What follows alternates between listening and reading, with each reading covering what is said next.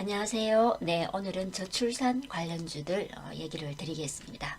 최근에 저출산 문제에 심각한 걸로 해서 정부 정책에 대한 그런 내용들도 많이 발표를 하고 있고, 그리고 국내뿐만 아니라 국외에도 마찬가지로 저출산 문제를 해결하기 위한 그런 또 정책들이 나오고 있습니다. 그래서 현재 뭐 현금성 출산 장려 정책도 실시가 되고 있고, 특히 지자체에서도 아주 활발히 이 출산 문제에 관련된 정책들이 굉장히 활발히 거론되고 있고 준비가 되고도 있습니다. 네.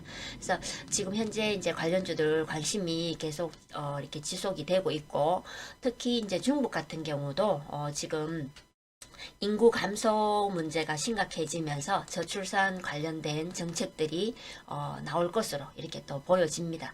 그러면서 거기에 따른 그런 이제 정책들이 나오게 되면 우리 중국과의 이런 이제 경제가 재개방이 되고, 또 중국과의 좀 관계가 더 지금보다 더 좋게 개선이 되면 우리 이제 유아용품에 관련된 이 기업들은 시장이 대부분 이렇게 중국 시장이 되어 있습니다. 그렇기 때문에 거기에 따른 또 매출 향상도 또 기대가 되는 부분도 있고, 그리고 이제 정부에서 또 윤석열 대통령이 저출산 종합대책 발표를 계획을 하고 있으면서 직접 회의를 주재를 해서 거기에 굉장히 좀 다양한 그런 또 발표를 할 것으로 이렇게 또 보여집니다. 네, 그래서 지금 이제 종목을 보면은 꾼비 종목을 띄워놨습니다. 그래서 꾼비는 이제 신규 상장주로서 저출산 문제가 이제 심각하고 정부에서 대책이 이렇게 나오는 시점에 신규 상장주로서 이렇게 아주 급등을 했습니다. 그래서 급등을 하고 다음날 보시면은 이제 첫날 상한가를 가고 다음날 또 상한가를 갑니다. 그래서 따상이라고 하는데 신규 상장 종목 첫 거래일 공모가 대비 2배로 시초가가 형성이 되고 또 상한가까지 올라가서 마감을 하는 것을 따상이라고 합니다. 그래서 공모가가 5,000원 이었는데 2배 많은 이제 만원의 시초가가 형성이 되는 걸 가지고 따상이라고 합니다. 네.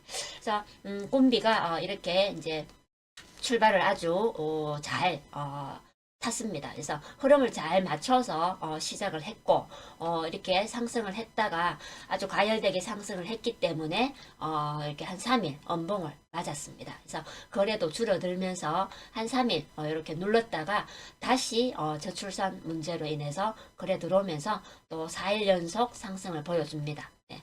이렇게 이제 4일 연속 또 상승이 나오니까 또 한 이렇게 음봉 나오면서 조금 또 눌렀다가 다시 또 상한가를 이렇게 뽑았던 꼼비입니다. 그래서 이렇게 상한가 뽑고 이렇게 또 한 이틀 눌렀다가 지금 현재 오늘 또 26%대까지 급등을 보였던 꼼비입니다. 그래서 최근에 저출산 문제가 아주 심각하기 때문에 꼼비 같은 경우 이 정부 정책에 대한 발표가 나오면 바로바로 이렇게 오르는 이 형태를 보여주고 있는 꼼비입니다. 그래서 신규 상장주로서 아주 잘 흐름을 잘 가고 있는 꼼비입니다.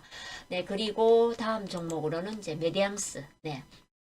메디앙스 종목은 이제 작년에 5월 이후에 굉장히 낙폭을 크게 키웠던 종목입니다. 그래서 지금 이제 거의 뭐 10월까지 거의 낙폭을 키워서 저점을 만들고 뭐 거의 뭐 옆으로 조금씩 이제 아주 조금씩 미세하게 움직임이 나왔던 모습들이 보입니다. 그래서 밑에 보시면은 이제 거래량 나올 때 그때가 정부에서 조금의 어떤 이제 저출산 문제가 야기가 되면 이렇게 거래가 나오면서 조금 들어 올리고, 네.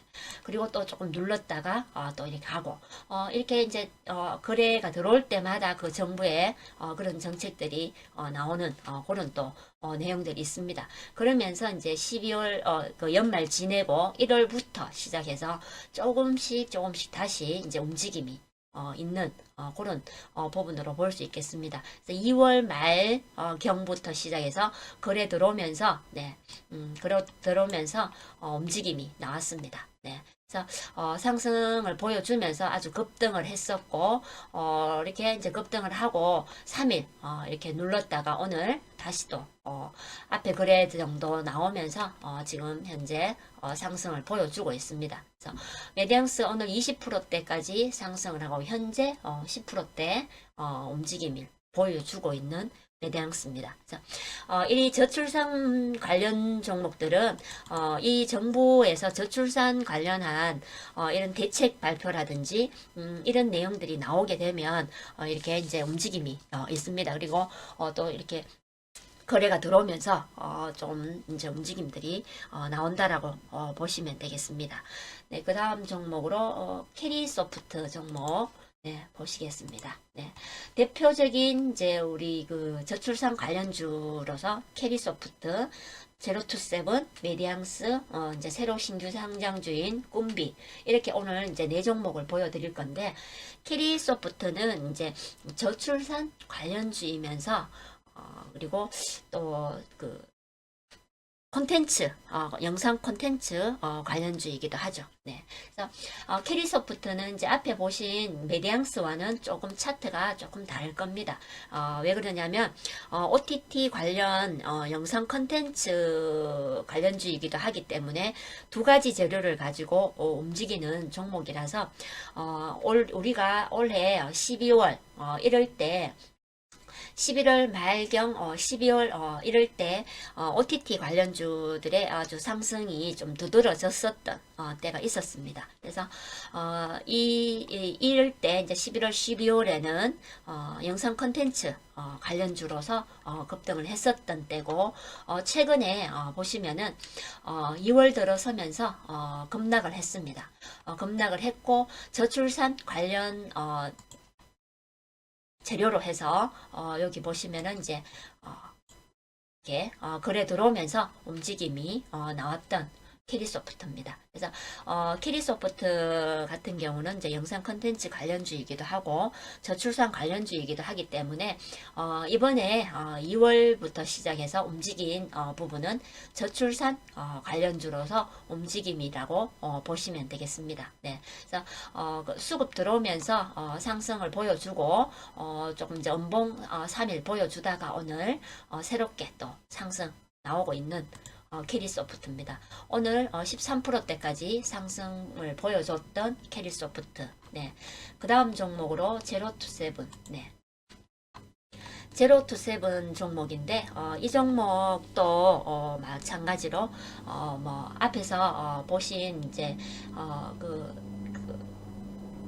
캐리소프트와는 조금 다릅니다. 네. 그래서 제로투세븐 같은 경우는 이제 보시면은 작년 5월에 낙폭을 크게 키웠고 그때 금리 인상으로 낙폭을 크게 키웠죠. 그래서 6월에 돌려 세우면서 상승을 보였습니다. 그래서 8월에 대량 거래가 나왔습니다.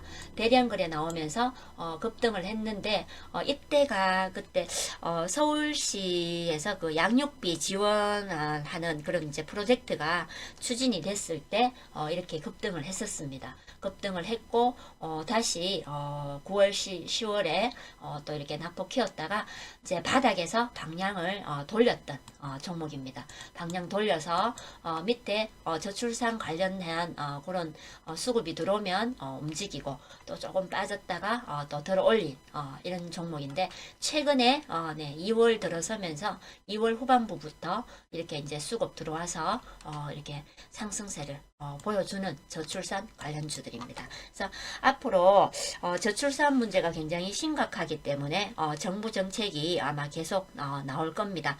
특히 윤석열 대통령이 직접 회의를 주재하는 그런 이제 열의를 보이고 있기 때문에 앞으로 정부에서 저출산 관련한 아주 큰 대책들이 나올 겁니다. 그래서 앞으로 추가 상승도 나올 수 있기 때문에 관심 가지고 보시면 되겠습니다. 네.